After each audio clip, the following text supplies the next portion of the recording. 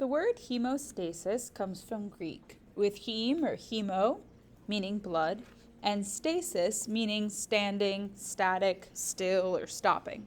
So hemostasis is the process that stops bleeding after damage to blood vessels. So when we cut ourselves or when there's something gets cut inside, hemostasis is the process that's going to stop that.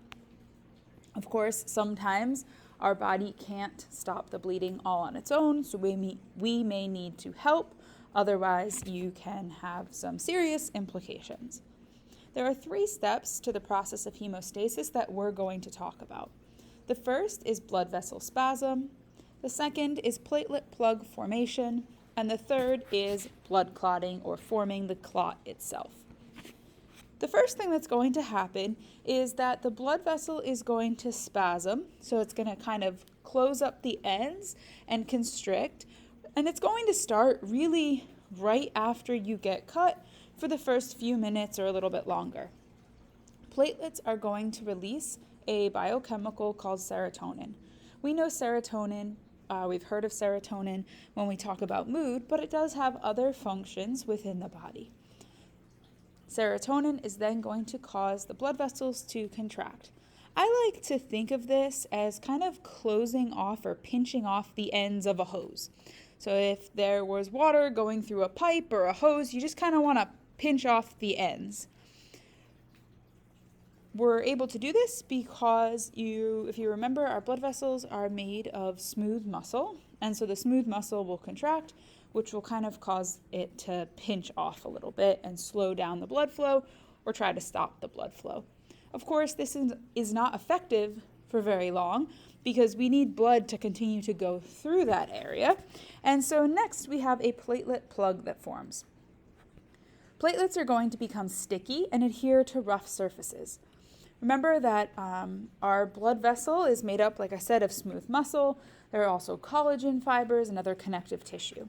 And so platelets will adhere to those surfaces and they'll adhere to each other in order to kind of stop up the bleeding. Again, this is not a long-term solution. We need it to be fully repaired. This is kind of like if you had a door and you didn't want a sibling to come in, so you pushed a bunch of stuff in front of the door, the open doorway, so that they can't come through. Well, there are still cracks and holes, and you can eventually push right through that, and so we need to have something that's going to be more stable and more long-term.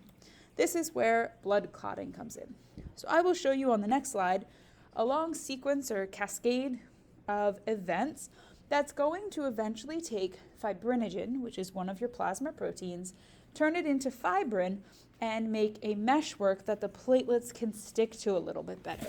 So this is like if instead of just putting a bunch of stuff in front of a door, we had a screen and then stuck the stuff to the screen.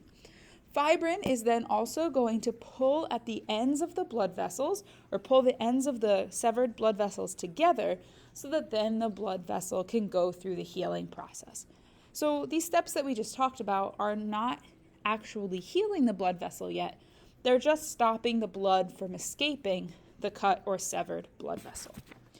So here's a little visual overview. As you can see, it gets into a lot more detail of this clot formation that we're not going to get into, but I think it's very important for you to still see the steps. So when the tissue, the blood vessel, is damaged, as we mentioned, the blood vessel will spasm to kind of pinch off the ends. A platelet plug will form as the platelets get sticky, stick to each other, and stick to the rough surfaces. And we have a clotting mechanism. The clotting mechanism is the complicated one. We have a clotting factor, or a prothrombin activator, that's going to turn prothrombin into thrombin. Then thrombin, which these are proteins, are going to turn fibrinogen, one of our plasma proteins, into fibrin. Fibrin, as we mentioned earlier, is going to form a meshwork for the platelets to stick to better in order to form a blood clot. Now, of course, if that blood clot gets loose before it's healed, you'll just start bleeding again. So you need to be very careful.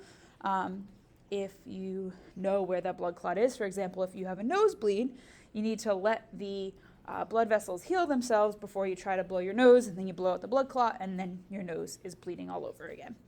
And so this is the process of hemostasis. There are many disorders that will affect the ability to clot, either because the person will no longer be able to clot or clot as well, or because there are too many blood clots. And so these disorders will usually be either in having to do with platelets or this whole clotting mechanism, which is why I wanted you to see it, because those are the parts that may be affected when we have clotting disorders. So that is a brief overview of hemostasis.